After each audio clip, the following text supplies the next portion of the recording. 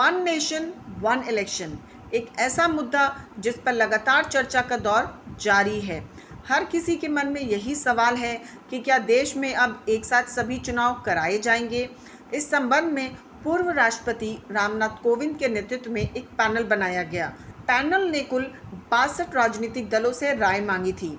इनमें से 18 दलों के साथ व्यक्तिगत बातचीत भी की गई। एक देश एक चुनाव पर बनी कमेटी ने राष्ट्रपति द्रौपदी मुर्मू को रिपोर्ट सौंप दी है। कमेटी के अध्यक्ष पूर्व राष्ट्रपति रामनाथ कोविंद ने 18,626 पन्नों की रिपोर्ट वर्तमान राष्ट्रपति को सौंपी है। बीते साल 2 सितंबर 2023 को यह कमेटी बनाई गई थी। इसके बाद से ही कमेटी रिपोर्ट तैयार कर रही थी। यदि ये सिफारिशें स्वीकार की जाती हैं तो 2029 से ये लागू हो सकती हैं।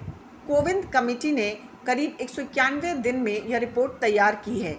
इसे तैयार करने के लिए कई विशेषज्ञों से बात की है। सलाह मशवरा करने के बाद पूरी रिपोर्ट बनाई गई है। रिपोर्ट में 5 बड़ी सिफारिशें की गई हैं। पहला, लोकसभा और विधानसभाओं के चुनाव एक साथ कराए जा सकते हैं। फिर 100 दिन के भीतर दूसरे चरण में स्थानीय निकायों के चुनाव कराए जा सकते हैं। दूसरा, यदि त्रिशंकु सदन हो जाए या बीच में सरकार गिर जाती है तो बचे हुए कार्यकाल के लिए मध्यावधि चुनाव करवाने चाहिए, न कि 5 साल की अवधि के लिए। तीसरा, चुनाव आयोग को लोकसभा, विधानसभा, स्थानीय निकाय चुनावों के लिए एक ही मतदाता सूची बनाई जाए। इसके लिए संविधान में कई जगह संशोधन करना होगा। चौथा, समिति चाहती है कि वन नेशन वन इलेक्शन परिभाषित करने की बात है। इसे जनरल इलेक्शन यानी आम चुनाव कहा जाए। पांचवा, देश में एक साथ चुनाव कराने के लिए उपकरणों, जनशक्ति और सुरक्षा बलों की एडवांस प्लानिंग की जाए। वन नेशन वन इलेक्शन की कमेटी द्वारा सौंपी गई रिपोर्ट में बताया है कि इसके लिए 47 राजनीतिक दलों ने कमेटी को अपनी राय दी है। करीब 32 दलों ने पक्ष में वोट किया है, जबकि 15 दलों ने इसके खिलाफ वोट किया है। एक देश एक चुनाव का सीधा सा मतलब है कि देश में होने वाले सारे चुनाव एक साथ करा दिए जाएं। दरअसल आज़ादी के बाद कुछ सालों तक लोकसभा और विधानसभा के चुनाव साथ साथ ही होते थे, लेकिन बाद में समय से पहले विधानसभा भंग होने और सरकार गिरने के कारण ये परंपरा टूट गई। चलिए आपको बताते हैं कि एक देश एक चुनाव से क्या लाभ है। एक देश एक चुनाव बिल लागू होने से देश में हर साल होने वाले चुनावों पर खर्च होने वाली भारी धनराशि बच जाएगी। बता दें कि 1991 और 1992 लोकसभा चुनाव में 11 करोड़ रुपए खर्च हुए थे, जबकि 2019 लोकसभा चुनाव में 60,000 करोड़ रुपए की भारी भरकम धनराशि खर्च हुई थी। प्रधानमंत्री नरेंद्र मोदी कह चुके हैं कि इससे देश के संसाधन बचेंगे और विकास की गति धीमी नहीं पड़ेगी। वन नेशन वन इलेक्शन की रिपोर्ट पर विपक्ष की ओर से तीखी प्रतिक्रिया देखने को मिली है।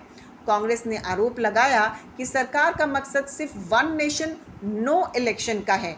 पार्टी महासचिव जयराम रमेश ने यह दावा भी किया कि प्रधानमंत्री नरेंद्र मोदी के नेतृत्व वाली सरकार संविधान को पूरी तरह से नष्ट करना चाहती है।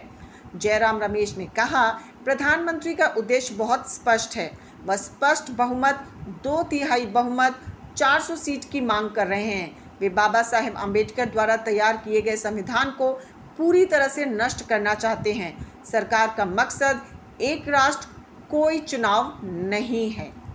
राष्ट्रीय दलों में कांग्रेस, आम आदमी पार्टी, बहुजन समाज पार्टी और मार्क्सवादी कम्युनिस्ट पार्टी ने देश में एक साथ चुनाव कराने के प्रस्ताव का विरोध किया, जबकि भारतीय जनता पार्टी और नेशनल पीपल्स पार्टी ने इसका समर्थन किया। हालांकि भाजपा ने समिति को सौंपे सुझाव में एक देश एक चुनाव की पैरवी की है। भाजपा अध्यक्ष जेपी नड्डा ने बताया कि उन्होंने प्रस्ताव किया है कि अगर तीनों चुनाव तत्काल एक साथ कराना संभव ना हो तो पहले लोकसभा और विधानसभाओं के चुनाव एक साथ कराए जा सकते हैं।